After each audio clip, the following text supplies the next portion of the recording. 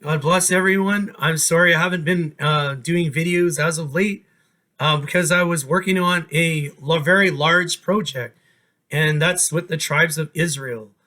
And I'm going with my more bearded look because it's cold, and yeah, so that's why I look a little bit different and showing my age a little bit more. But we're going to start with the tribes of Israel. And this is a very big topic, actually. And I'm going to make it very clear right now, before I even start talking about any of the tribes of Israel, is that this is not about uh, who's superior and who isn't, and any of that. That's not what this talk is going to be about. But it's more of a talk about the identification of all the different tribes and where they ended up, and a little bit of the symbols of the different tribes. And I won't be able to get into it, but there are certain tribal characteristics of each tribe, and that does have some bearing. And also, there are names and places and nations that are very much that have predominantly one tribe that's more dominant in that country. For example, I'll just give a quick example. The tribes of Joseph are predominantly in Britain or the UK, the United Kingdom, and also in America. You know, America being the tribe of Manasseh or Menasha, and the tribe of Ephraim is actually many of those people are in America as well, but predominantly in Great Britain, or in central Britain, actually, to be exact. And so that's just an example. So I'm not saying that this tribe, if I'm going to say that this tribe has, this nation has this tribe, I'm not saying the whole entire nation has this particular tribe.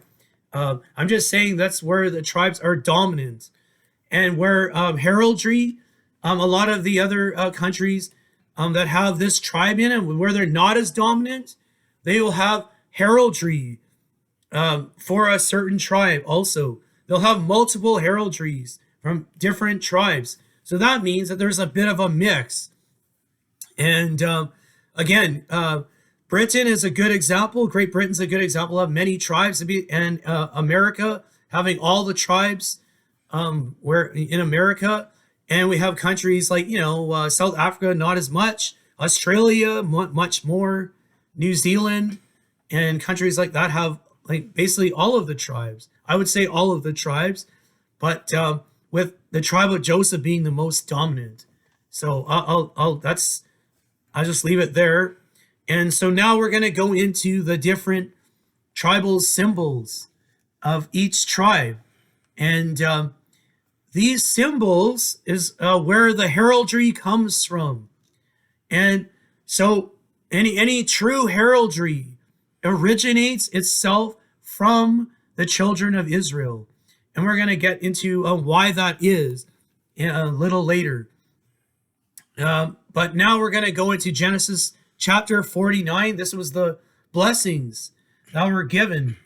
And when Jacob Israel called all of his sons together, he was about to die, and he pronounced different blessings on each of his 12 sons. And this is actually where most of the symbols and the heraldry comes from, is actually this particular chapter of the blessings given to the different tribes from their father Israel, which gave the national name Israel, was from their father Jacob, or Jacob,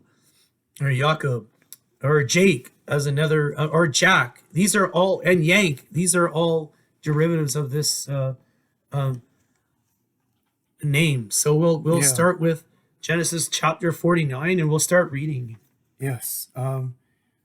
Before we do that, I'll just let people know that Jacob is also called Israel. Israel is the name that God gave Jacob when he had his 12 sons. So, just I'm going to let you know that before we read. And yeah, it's right here. And Jacob called unto his sons and said, gather yourselves together, that I might tell you which shall befall you in the last days. Gather yourselves together, and hear ye, sons of Jacob, and hearken unto Israel your father. So everybody is an Israelite because they all come from Israel, their father. All of these tribes come from Israel, which is Jacob, as I was just saying.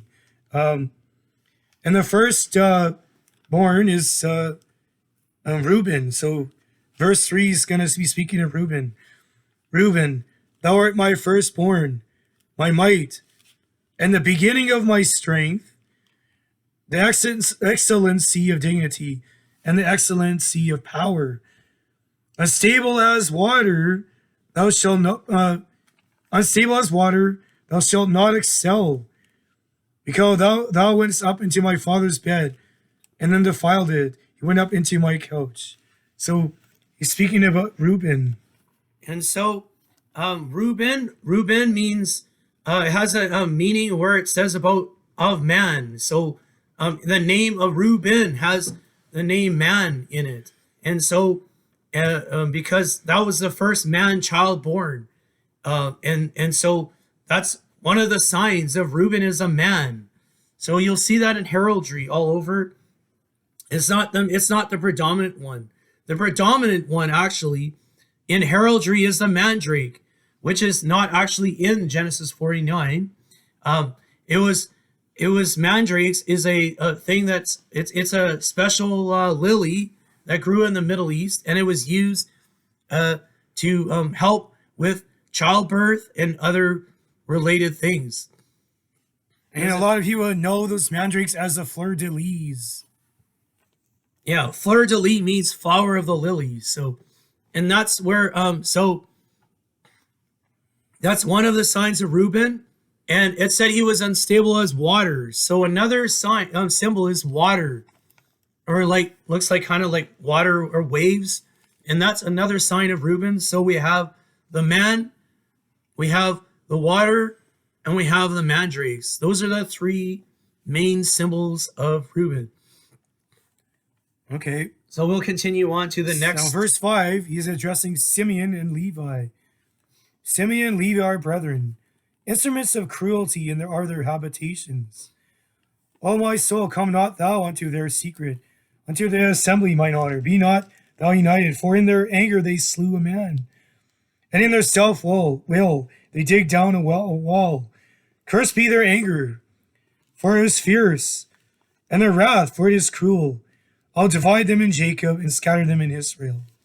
Okay, so Simeon and Levi, what Jacob was making reference to was in Shechem, Simeon and Levi avenged their sister, Dinah, and what happened was they killed all the entire inhabitants of Shechem, and it was a total slaughter, and that made it dangerous for all the other children of Israel and Jacob in the land because they had done this.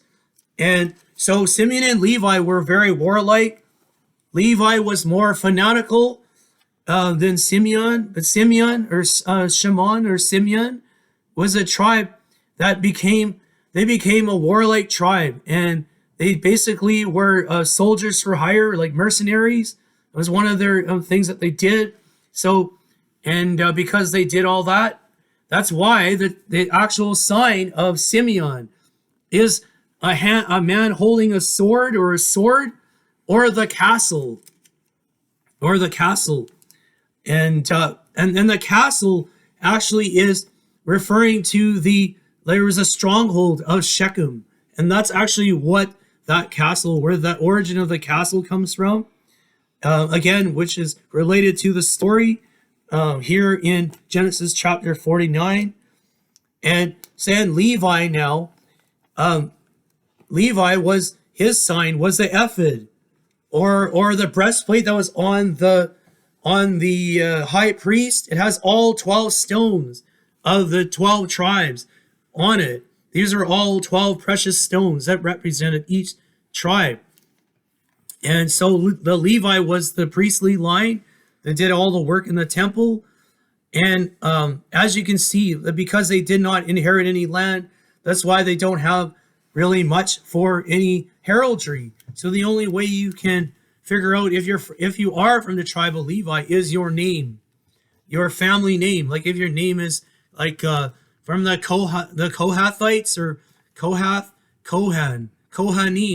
If your name is Cohen or a name derivative of that, then that clearly shows that you're from that tribe, actually, from the name.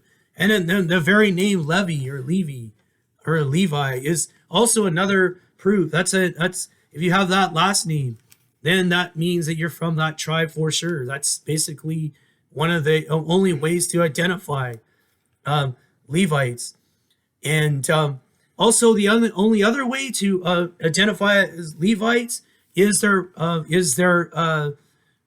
tribal characteristics, and that's another talk all in itself. So the main point was he said they were going to be scattered in Judah, in Israel, so they would be amongst all the other tribes, and that's exactly what happened. Simeon was mainly absorbed into Judah, and they were with all the other different tribes, and Levi was the same. They were scattered all the way through because they were the priestly line, and so they had priests for every tribe, and that's why they were scattered. So we'll continue to the before we next go tribes. move on. Simeon also appears as a lion with a sword, so we don't want to confuse that for Judah. All right, so we'll continue.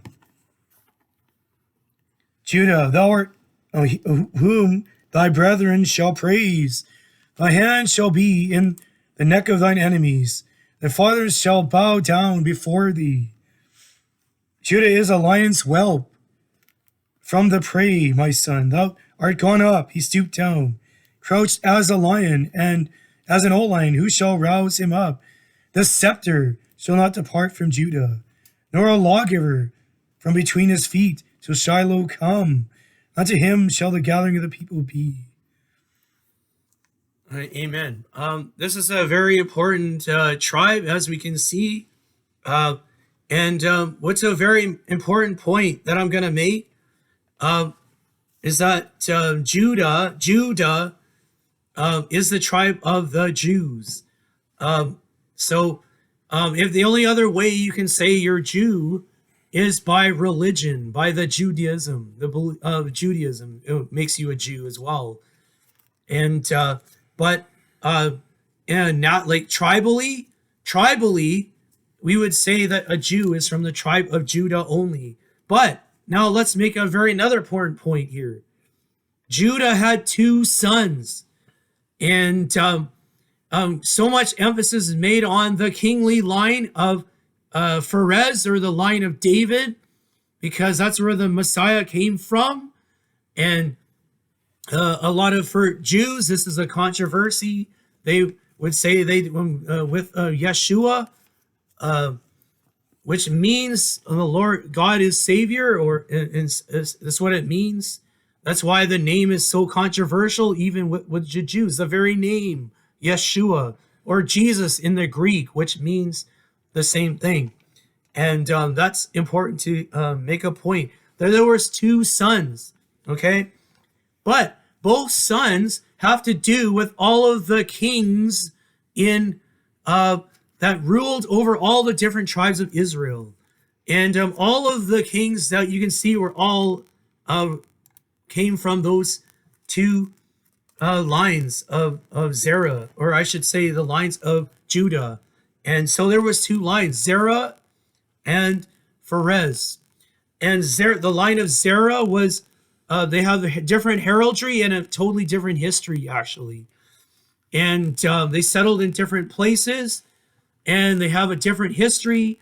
They have also a pre-Exodus history, which is another topic all in itself. But we're going to say, and we're going to clearly show you that the signs of Zerah was the red lion. So that shows that it was a kingly line, that they were lines of kings. The red is is from when Zerah was born. There was a scarlet thread put on his hand, and Ferez, which actually means breach, all of a sudden came out, and he ended up being born first. But Zerah had drawn his hand out, and then the midwife had put a scarlet thread on his hand. And so that takes us to the other symbol of Zerah, which is the red hand. It's a hand like this, and it's red. And that's one of the other signs of Zerah, a red hand or a scarlet hand.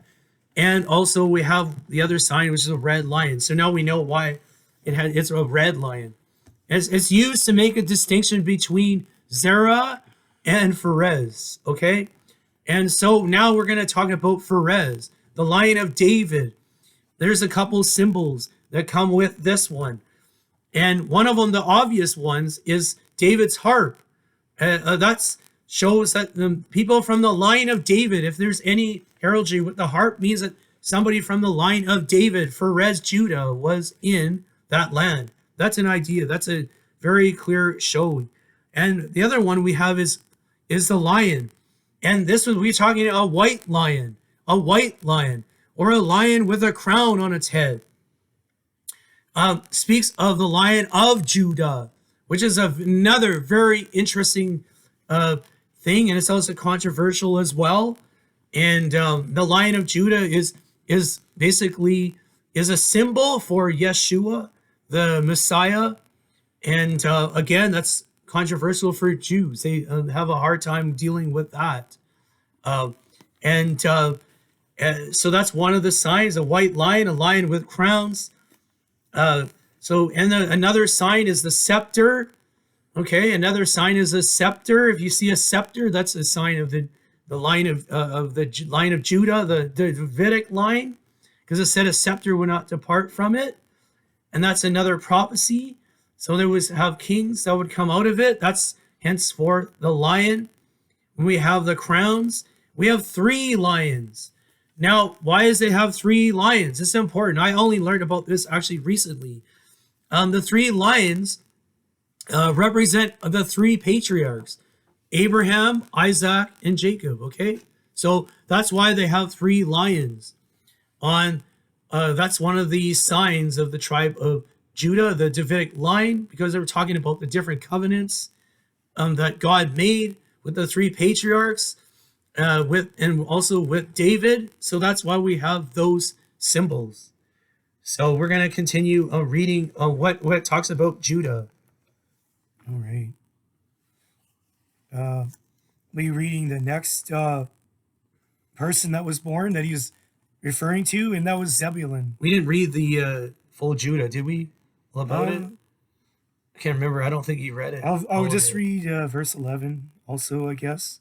Binding his fowl into the vine, and his ass is cold unto the choice vine. He washed his garments in wine, and his clothes in the blood of grapes. His eyes shall be red with wine, and his teeth white with milk. And now we read about Zebulun. Zebulun shall dwell at the heaven of the sea, and shall be in for a haven of ships, and his border shall be unto Zidon, or Sidon. Okay, so Zebulon here. I was going to, we were going to go to, we're going to go in order here, but it says, again, about Judah, it says the scepter, verse 10, shall not depart from Judah, nor the lawgiver from between his feet until Shiloh come. Again, making reference to the coming Messiah again. So there will be, in other words, there will be a king until the second coming of, or I should say, we can just say the coming of the Messiah. When the Messiah comes again, he will make sure, God will make sure, it's a promise and a prophecy that there will be a line of kings who would never end. So we're going to continue. So Zebulon, it says that he shall be for a haven of ships. And so it said also another prophecy is that they would dwell by the seashore of the sands. And which gives you an idea where Zebulun might be or where they settled. They settled along the seashores. they were by the lake, Sea of Galilee, and they were their lands were close to outside of Zidon. And Sidon was a very big, major, important coastal port. And so the sign of Zebulon is the ship. That's the main symbol here. There's not really any other sign for Zebulon that I know of. Or I shouldn't say that. One would be the seashell. And so we'll continue on. We have to motor on. Issachar is as strong as a couching down between two burdens. So we have as a strong ass couching down between two burdens. An ass is another way of another word, an old English word for donkey. Yeah. And so that's why Issachar's sign is the donkey. And it says about Issachar, another sign said the men of Issachar knew the signs of the times. Signs of the times. And if you knew the signs of the times, you were good at, you had knowledge of astrology and the stars. And they were more reflective people. So Issachar has another sign, that's the star. If you have a star, and so that's another sign of Issachar. So we'll continue. And he saw that the rest was good, and the land that it was pleasant, and bowed his shoulder to bear, and became a servant unto tribute. Dan shall judge his people as one of the tribes of Israel. Dan shall be a serpent by the way, an adder in the path, that biteth the horse's heels, so that his rider shall fall backward. And so there we go. That's where it gives us some of the signs of these symbols. For the tribe of Dan, the judge, so you have scales, or a justice scales. We have, it says, there shall be a serpent by the way. So another sign is a serpent or snake. And it also says it would bite the horse's heels so that the rider would fall backwards. So there's one where it shows where a horse is rearing back or looking like it's going to take off its rider. That's another sign of the tribe of Dan. And the other one is the eagle, a one-headed eagle. It is usually black. And then we continue to the next tribe here. We have to get through. And Gad, a troop shall overcome him, but he shall overcome at the last. So Gad has a sign, is a troop, which is usually actually a mounted rider, like a full military, like a knight or something, or a person on riding on a horse. A mounted warrior on a horse is the main one for Gad. And the other one's a camp, like looks like a camp. And that's the next one. So we'll go on to the next. Out of Asher, tribe. His bread shall be fed, and he shall yield royal dainties. And so it said he would yield royal dainties. The one was they took the symbol of a wine cup, like so. So they have their sign is a cup. But also there was another sign, because Asher came from an area which had the cedars of Lebanon. So another one is like a green tree. There's another sign for the tribe of Asher. So we'll continue on to the next tribe. Yeah. Naphtali is a hind let loose. He giveth goodly words. So a hind. A hind is an old English word for deer, or a stag, with the full antlers, and so that was a sign. The deer or the stag is a sign of the tribe of Naphtali, and that's the main one here. It's not. I don't know of any other ones. Not to my knowledge, no. And mentions Joseph as a fruitful bough, even as a fruitful bough by a well whose branches ran over the wall. The archers has sorely grieved him and shot at him and hated him. But he made his bow in strength, and his arms of his hands are made strong by his hands, and of the mighty God of Jacob. From hence is the shepherd, the stone of Israel. Even by the God of the Father who shall help thee, and by the Almighty, who shall bless thee with blessings of heaven above, blessings of the deep, that lieth under, blessings of the breast and of the womb. Blessings of thy father have prevailed above the blessings of my progenitors under to the utmost bound of the everlasting hills. They shall be on the head of Joseph, on the crown of head of him that was separate from his brethren. So there's a lot there. I'm not going to get to every verse, but it explains a lot of things there in this prophecy for Joseph. So one of the ones that talks about a fruitful bow, one of the ones is a olive branch, or I should say, an olive branch or olive tree is one of the signs. Another sign of Joseph is the sheaf, because he had the dreams with the sheaves. So one of them is a sheaf, and it talks about being fruitful. So in the harvest, which would be wheat. And another one is a very important symbol of Joseph is the bull, or a bull calf. And so that's another very important symbol for Joseph. And another one is the unicorn, that mythical animal as a horse with one horn coming out of its forehead. That's one of the other signs of the tribe of Joseph. And another one is the arrow or a bow. So arrows or a bow is another sign of the tribe of Joseph. And now we know that they were separated. Okay, there was two sons. It's separated into two separate. And then we have Menasha, which is also considered sometimes the 13th tribe. Menasha took on the olive branches and the arrows and cross hands. So if you see something that looks like that, that is also a sign of Menasha, the cross arms, because when he crossed his hands over, when he blessed, where he blessed them.